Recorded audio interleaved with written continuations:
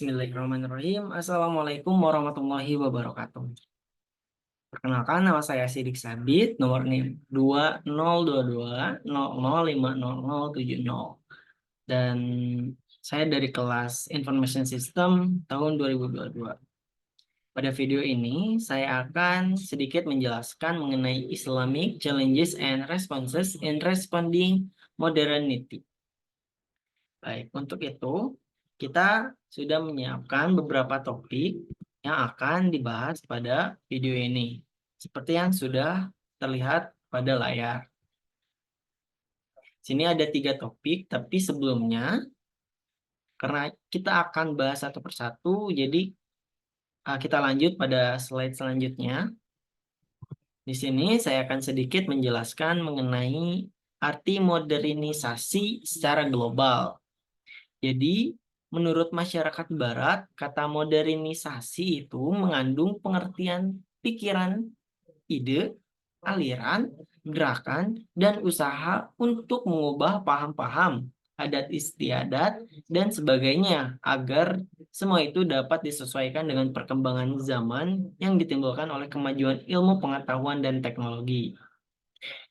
Namun pada intinya, gerakan modernisasi di Barat semula berawal dari munculnya era Renaissance, yang mana dengan era ini menimbulkan berbagai kemajuan, baik di bidang pemikiran, industri, militer, sains, dan pengetahuan pada bidang-bidang lainnya. Jadi, saya harapkan dengan penjelasan tersebut kita dapat sedikit menggambarkan mengenai arti-arti modernisasi apa terutama yang akan kita bahas mengenai modernisasi pada agama Islam. Selanjutnya, kita pada topik yang pertama, yaitu to what extent has the process of modernization influenced by Western advancement been beneficial or detrimental to the Islamic world? Kita harus dapat mengelompokkan atau membedakan aspek-aspek mana yang harus atau yang dapat diadaptasi oleh Islam ataupun yang tidak. Untuk itu, di sini saya membagi menjadi 2 dampak, yaitu positif dan negatif. Untuk dampak positif, yang pertama, dapat mendorong pembaruan pemikiran dan menghilangkan kewujudan dalam Islam. Lalu yang kedua, dampak positif dari modernisasi yaitu membuka pintu ijtihad dan rasionalitas untuk menghadapi tantangan zaman. Dan yang terakhir, dapat memfasilitasi kemajuan ilmu pengetahuan, teknologi, dan sistem pemerintahan. Sementara dampak negatif yaitu yang pertama berpotensi mengikis identitas dan nilai-nilai Islam jika tidak dikelola dengan baik. Lalu yang kedua, mengadopsi nilai-nilai Barat secara membabi buta dapat bertentangan dengan ajaran Islam. Dan yang terakhir adalah sekularisasi berlebihan dapat melemahkan peran agama dalam masyarakat. Jadi, seperti yang sudah kita ketahui, agama Islam merupakan agama yang sempurna, sehingga apa-apa yang ada di dalamnya sudah termasuk dalam berbagai aspek. Adapun yang dapat dikembangkan, tidak semua dapat dipukul secara sama, karena ada yang dapat berdampak positif dan dapat berdampak negatif.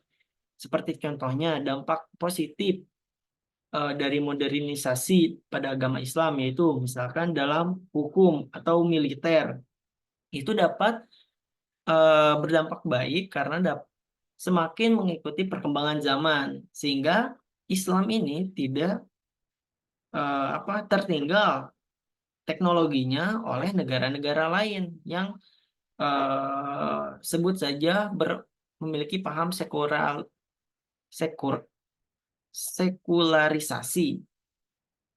Lalu contoh dari dampak negatifnya seperti dalam budaya, dalam berpakaian, atau dalam berperilaku. Tentu saja kita tidak dapat serta-merta mengadopsi budaya-budaya tersebut pada ajaran Islam. Kita tidak bisa berikhtilat dengan lawan jenis misalkan. Lalu kita juga dalam agama Islam tidak boleh eh, berpakaian seperti pakaiannya orang-orang di Barat yang seperti berpakaian telanjang misalkan.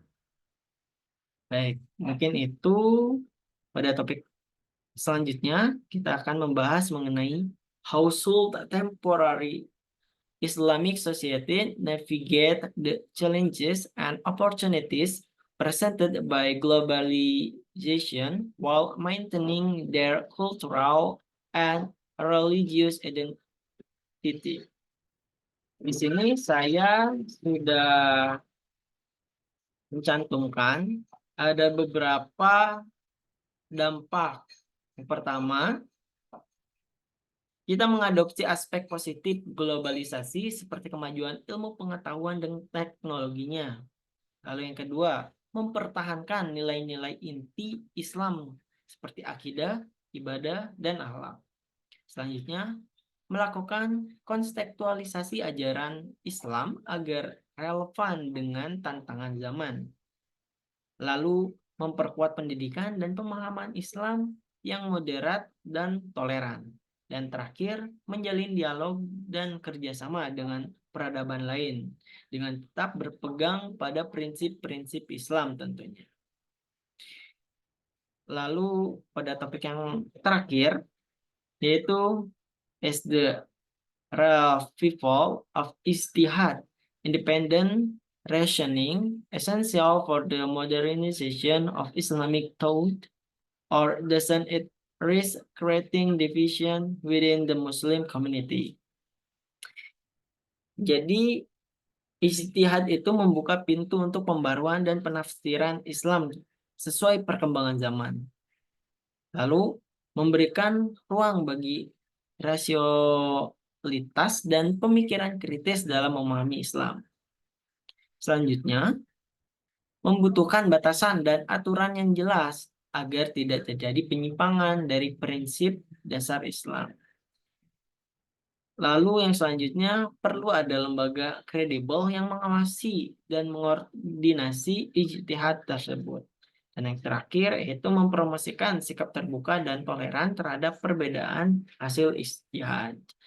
Namun, harus kita pahami kembali bahwa agama Islam itu memiliki aturan-aturan baku, dan kami rasa umat-umatnya sudah mengerti akan hal tersebut, sehingga mereka dapat membedakan antara yang baik dan yang tidak baik, sehingga modernisasi tersebut dapat dipilah oleh pemeluk-pemeluknya. Baik, mungkin itu saja pembahasan pada video saya. Kurangnya mohon dimaafkan. Wassalamualaikum warahmatullahi wabarakatuh.